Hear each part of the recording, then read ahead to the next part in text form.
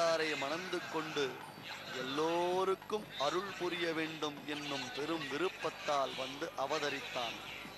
அவனே கல்யாண குணங்களுக்கு உறைவிடமாய் அடியாறுகளுக்கு வேண்டிய பலனை அளிப்பவனான ஸ்ரீனிவாசன் என்று புகழப்படுகின்றான்.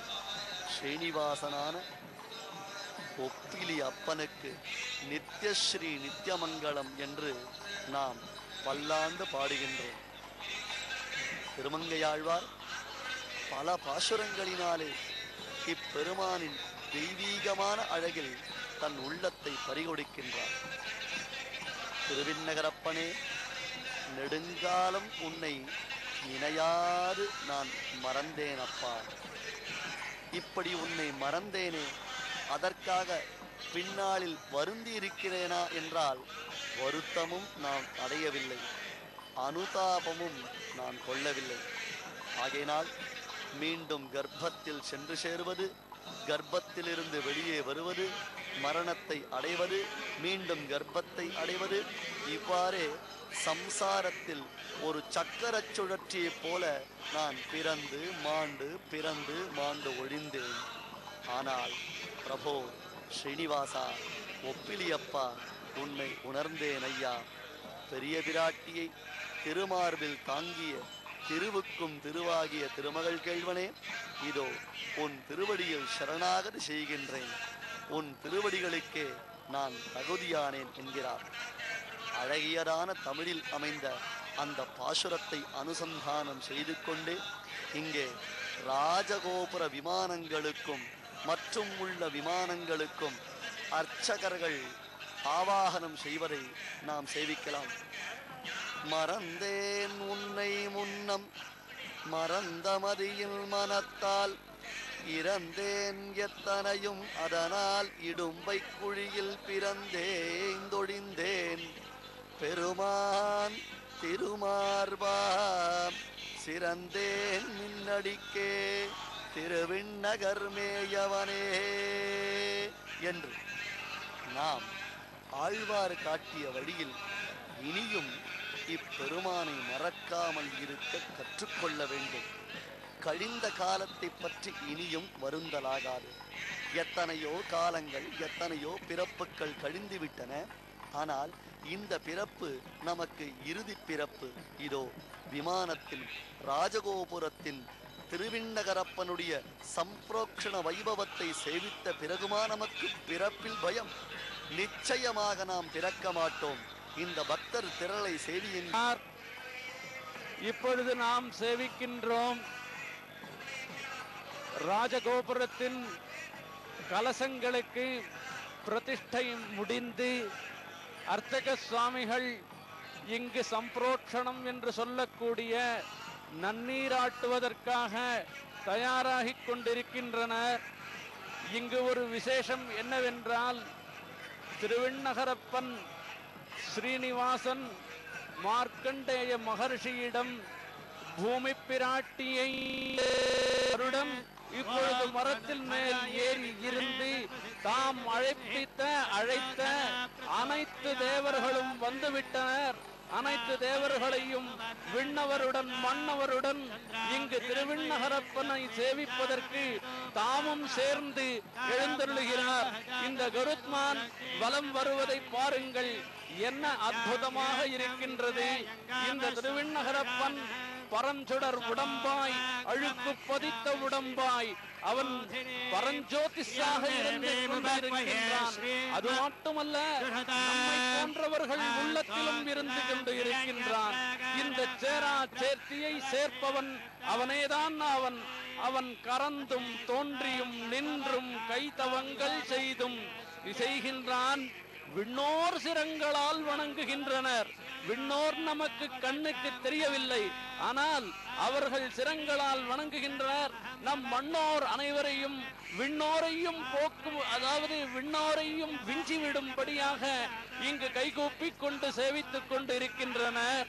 இங்கு விண்ணோர் பெருமானை சொல்லும் பொழுது சேலை கண்ணார் பலர் சூழ விரும்பும் திருவேங்கடத்தான் என்று திருவேங்கடத்தானை நம்மாழ்வார் அனுசந்தானம் செய்கின்றார்.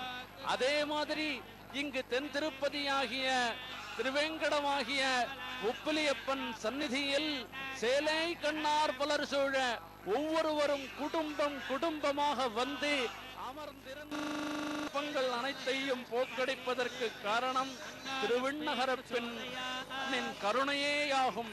திருவிண்ணகரப்பனின் கருணையை சொல்லும் பொழுது ஒரு விதமாக சொல்லுகிறார். கருணை என்பது என்ன என்பதற்கு ஒரு இலக்கணம் தேவைப்படுகிறது. கருணை என்றால் பிறர் கஷ்டப்படுவதை தாம் பார்த்து பொறுக்காமல் இருப்பதே கருணை என்பதாகும். ஆனால் இந்த திருவிண்ணகரப்பன் திவ்ய தேசத்தில் திருவிண்ணகரப்பன் இடத்தில் கருணை என்பது குணத்திற்கே தேவையில்லை என்று பட்டர் சாதிக்கின்றார். இதற்கு காரணம் என்னவென்றால், தான் வேறு, கருணை புரிபவன் கருணைக்கு பாத்திரமாகவன் என்று 2 பேர் இருந்தால்தான் கருணைக்கு தேவை என்பதே ஏற்படும். ஆனால் இவன் விண்ணோர் பெருமானாகவும் மண்ணுளாரின் அந்தர்யாமியாகவும் ஒவ்வொருவருடன் உள்ளத்திலும் குடிகொண்டு உள்ளபடியினால் தான் வேறு அவன் வேறு என்று இல்லாததனால் மீறி புண்ணிய நதிகளில் ஒரு 9 மணி 10 மணி வரைக்கும் இறைவன் நாம் நீராடலாம். அதற்கு மேல் நீராடினால் அப்பொழுது வருண பகவானுக்கு இதனால் சீற்றம் ஏற்படும் என்று சொல்லப்படுகின்றது. ஆனால் இந்த புஷ்கரணிக்கோ பகலிரா பொய்கை என்று பெயர். பகலாக இருந்தாலும் இரவாக இருந்தாலும் எப்பொழுது நீராடினாலும் நமது பாபங்களை அனைத்தையும் போக்கின்றன. இப்பொழுது சேவியுங்கள். ஒரே சமயத்திலாக ராஜகோபுரம், மத்திய கோபுரம் மற்றும் சுத்தானந்த விமானம் ஆகிய 3 கோபுரங்களுக்கும் சம்பிரோட்சணம் நடைபெற உள்ளது. இந்த சம்பிரோட்சணத்தில் ஆனந்த விமானத்தில் பெருமாள் சத்திர சாமரங்களுடன் ஆனந்த விமானத்திற்கு அர்ச்சக சுவாமி இப்பொழுது பிரதிஷ்டை செய்து கொண்டு உள்ளார். அதே மாதிரி ராஜகோபுரத்திற்கும் தங்க கலசத்தால் இழைக்கப்பட்ட இடத்தில் பிரதிஷ்டை செய்து கொண்டு உள்ளார். பூமரு பொழிலணி விண்ணகர் மேல் காமருச்சீர் கலிகண்ணி சொன்ன பாமரு தமிழ் இவை பாடவல்லார் வாமனன் அடியினை மறுபவரே என்று கலியன் தன்னுடைய பாட்டின் பலஸ்ருதியாக சொல்லுகிறார். வாமனன் அடியினை என்று சொன்னதற்கு தாத்பரியம் காரணம் என்னவென்றால், திரிவிக்ரமாவதாரத்தில் பெருமாள் எல்லாருடைய திருமுடியிலையும் தன்னுடைய திருவிலச்சினையை தனக்கு ஏற்படுத்தி எல்லாருக்கும் எம்பெருமானுடைய சம்பந்தத்தை ஏற்படுத்தி கொடுத்தமையினால் அந்த வாமன அவதாரத்திற்கும் திரிவிக்ரமாவதாரத்திற்கும் விசேஷம். அதே ரீதியில் வாமன அவதாரம் திரிவிக்ரமாவதாரம் செய்த எம்பெருமான் இப்பொழுது திருவிண்ணகரப்பனாக இருந்து ஏற்ற தாழ்வு இல்லாமல் உயர்ந்தவர். இதோ இதோ காண கிடைக்காத காட்சி